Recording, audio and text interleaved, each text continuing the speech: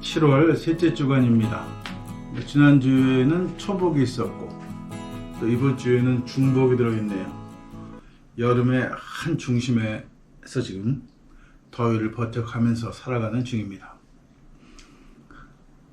많은 사람들이 인간의 삶을 여행 혹은 소풍이라고 이야기합니다. 그래서 한바탕 잘 놀고 간다, 이런 표현을 쓰기도 하죠.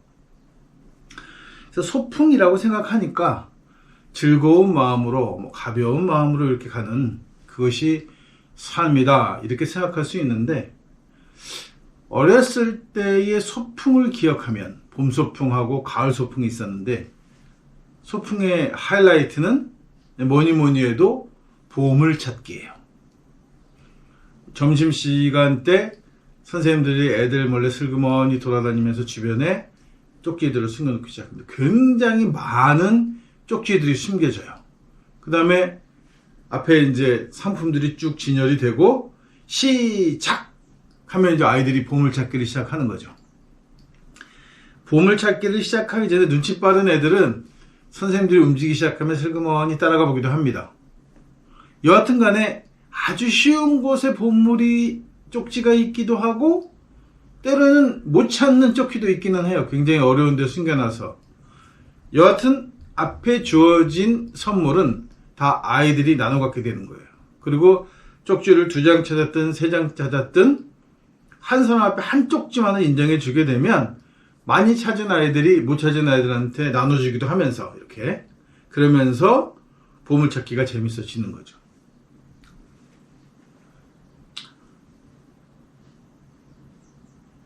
부자 나사로는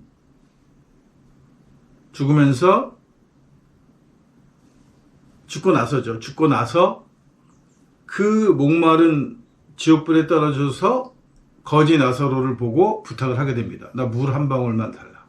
안 된다. 그게 안 되면 내 자손들은 이 불구덩이에 들어오지 않도록 좀 잘 살게 해달라고, 가난한 사람을 돕고 이웃을 생각하며 살라고 이야기를 전해줄 수 없겠느냐라고 부탁하는데, 그때 이렇게 대답을 한단 말이에요. 모르지 않을걸? 모를 수 없다. 천사가 가서 설령 이야기한다 해도 듣지 않을 것이고, 그 이야기를 하기 이전에 이미 무엇이 옳은 일인지 알고 있다라고 이렇게 얘기하는 거예요. 그게 뭐란 것 같으냐 하면, 소풍 가서 보물찾기를 하는데 그 보물찾기를 해서 쪽지를 찾으면 주려고 하는 선물은 다 애들 거예요. 이만큼의 선물이 있다는 거예요. 쪽지도 만들지 않고 보물찾기에 상품만 두고 아이들한테 헛고생을 시키는 게 아니라, 아이들이 노력하면 잘 찾아내면 이 선물 다 니네 거야. 다 니네 주려고 만든 거야. 마찬가지로 인간의 삶에서 이미 인간은 오랜 시간 동안 살아오면서 무엇이 옳은 일인지 혹은 무엇이 잘못된 일인지, 어떻게 하는 것이 사람답게 사는 일인지는 이미 알고 있다는 거예요. 모른 척 하는 거죠. 욕망에 가려서 모른 척 하는 거란 말이에요. 그러니까 어떻게 생각하면 삶이라는 건 여행과 같은데, 예를 들어 저희가 부산을 간다거나 혹은 광주를 가거나 혹은 다른 도시를 가기 위해서 기차를 탔단 말이에요. 근데 기차가 분기점에서 갈라지게 됩니다. 보통 대전 천안쯤 오면 호남선 갈라지고 경부선 갈라지잖아요. 갈라진단 말이에요. 근데 기차를 타고 내려가고, 제가 광주로 가려고 했는데 기차가 타고 내려가다가 대전을 지나서 이렇게 그 경부선 쪽 역들이 보이기 시작하면 결정적으로 언양, 양산 이렇게 얘기하기 시작하면은 이건 부산 다 도착한 거잖아요. 그러면 내가 가려고 하던 목적지가 아니었으니까 내려야 되죠.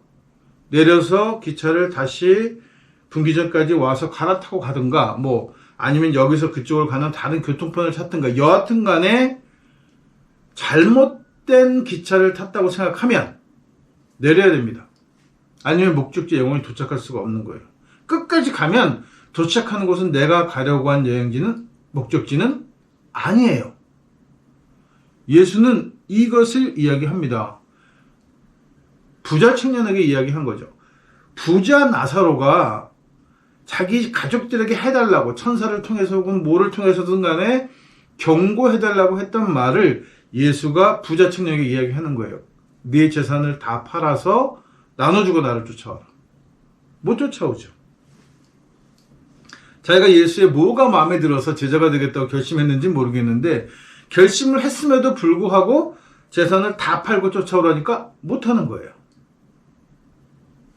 기차를 탔는데 양산, 언양 이렇게 얘기하는데도 불구하고 안 내린단 말이에요. 그 기차에서. 왜?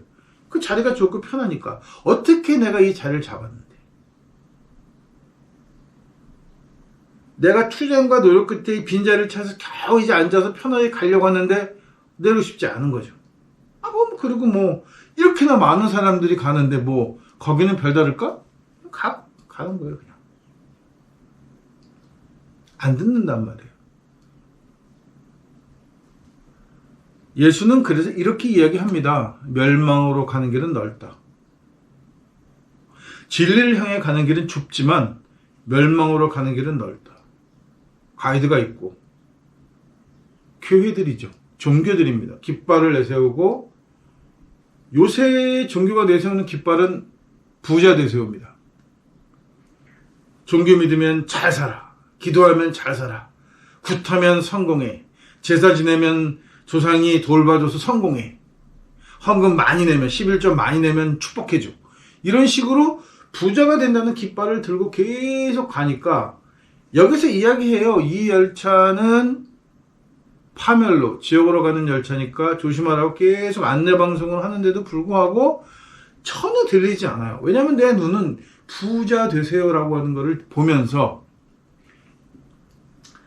1등칸 널찍하고 에어컨 빵빵 터진 1등칸에서 편안하게 쉬고 있는 종교인들 그리고 부자들, 자본가들의 삶을 보면서 그 좁고 경쟁이 치열한 화물칸으로 꾸역꾸역 올라타는 거예요. 나도 언젠가는 저 칸으로 갈 수 있을 거야.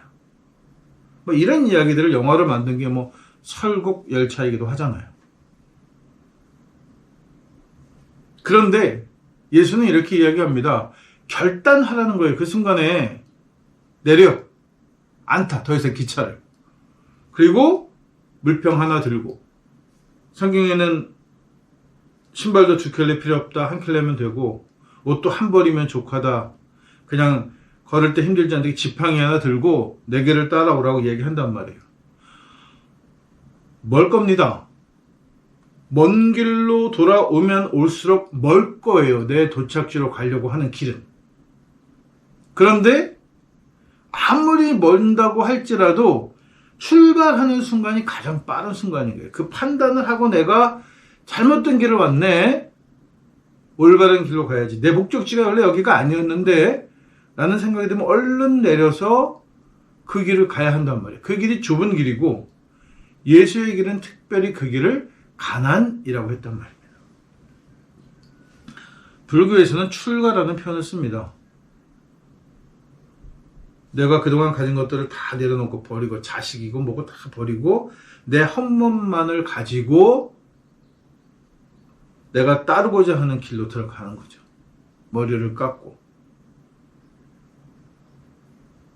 그리고 그때부터 배고프고 힘들지만 진리를 향한 길로 들어가는 거예요.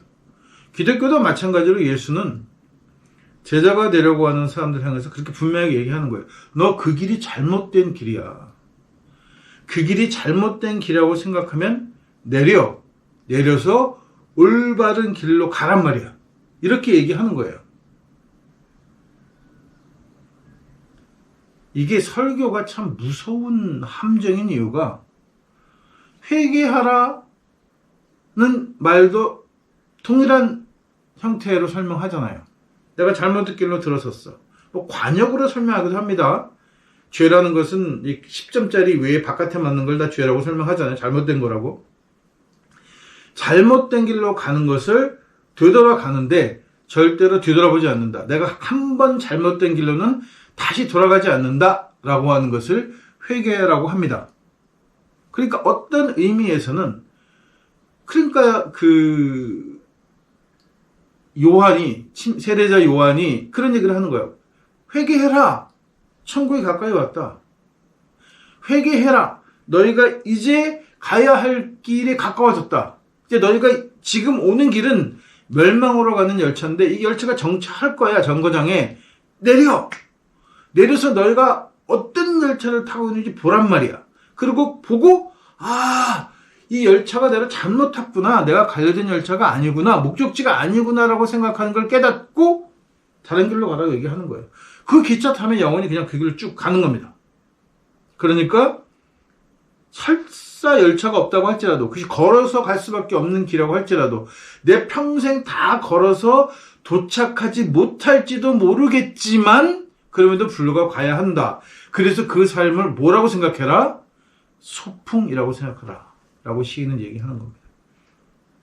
소풍은 목적지가 아니에요. 내 삶에서 그냥 하루를, 내 삶을 편하게 하려고 가는 것이 소풍이잖아요. 소풍에 가서 뭔가를 해야 하고, 소풍이 무슨 목적 갖고 하는 게 아니라 쉬고 놀려고 가는 거잖아요. 그러니까 인생이 목적을 정해놓고 죽기 살기로 달리다가 어느 순간이 되면 내 삶은 소풍이 되어야 한다 이거예요.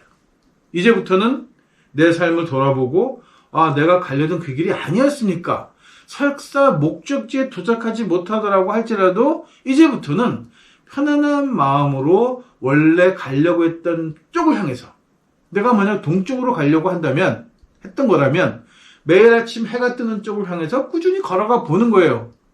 해가 뜨는 곳까지. 근데 해가 뜨는 곳이라는 건 존재하지 않잖아요. 그럼에도 불구하고 동쪽으로 해가 뜨는 곳까지 가는 것, 그것을 좁은 길, 진리의 길, 혹은 득도하는 길이라고 이야기한 거란 말이에요. 목적지에 도착하는 게 득도하는 게 아닙니다.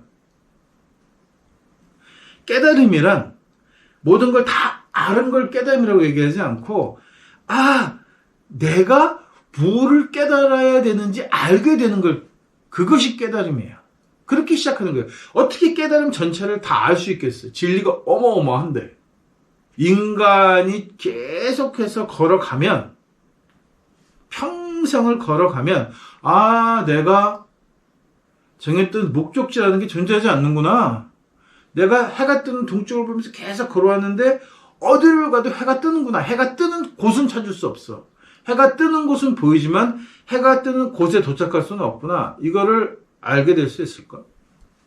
모르잖아요. 사람이 걸어서 지구를 한 바퀴 돌 수 있습니까? 바다도 있는데.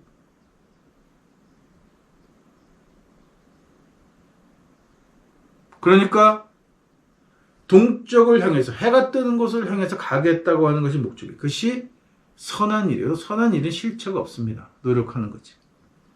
꾸준히 내가 그것을 향해서 가는 그 과정을 깨달음이라고 부르는 것이지, 어느 순간 내가 거기에 도착해서 완성이야! 깃발 꽂는 것을 이야기하는 것이 아니란 말이에요.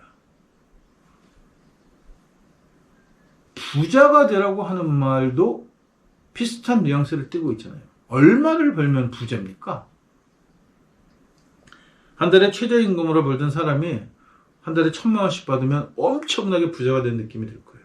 그런데 1년, 2년씩 1,000만 원씩 받으면 별거 아닌 것 같아요.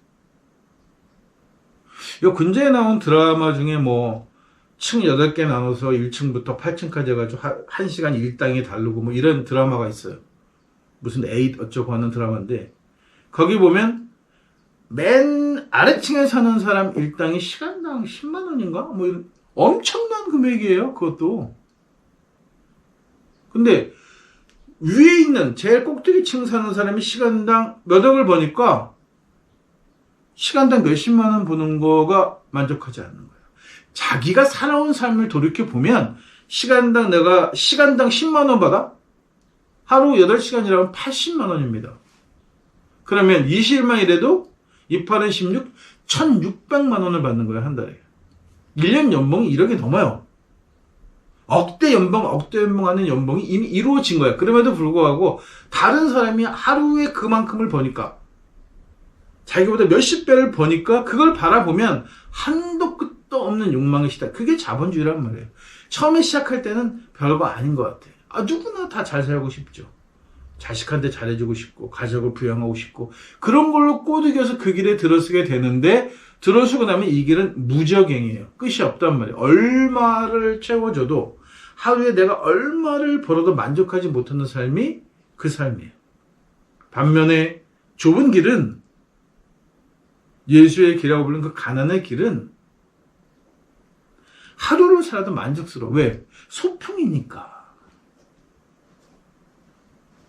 내가 오늘 소풍을 왔으니까 친구들하고 같이 모여서 김밥 나눠 먹고 보물찾기 하고 신나게 노는 거예요. 그게 깨달음이란 말이에요. 삶이란 어떤 목적지를 향해서 맹목적으로 달려가는 것을 이야기하지 않고 정해진 목표를 바라보면서 이웃과 더불어서 친구들과 더불어서 즐기는 소풍 오는 삶을 이야기한다. 그래서 예수는 그 길이 좁고 힘들고 어려운 길인데 이 길은 어떤 길이냐 하면 너희가 이 길을 들었을 때 망설이거나 주저하지 마라. 이 길이 어떤 길인가 하면 힘든 길이야. 그런데 너희가 들었으면 그 길은 어떤 길이다? 공중나는 새처럼 먹이시고 들에 핀 꽃처럼 입히시는 너희가 수고하고 그렇게 노력하지 않아도 너희 삶이 풍족해지는 그런 삶이라고 얘기하는 거란 말이에요. 절대적으로 내가 가난한데 어떻게 행복할 수 있어요? 그거는 제가 예수의 가난의 길, 자발적 가난을 이야기하면서 여러 번 드린 말씀입니다. 이 길은 절대 들어서지 않으면, 출발하지 않으면 이 길이 어떤 길인지 몰라요. 그래서 이 길이 은혜고 축복이라는 말씀입니다.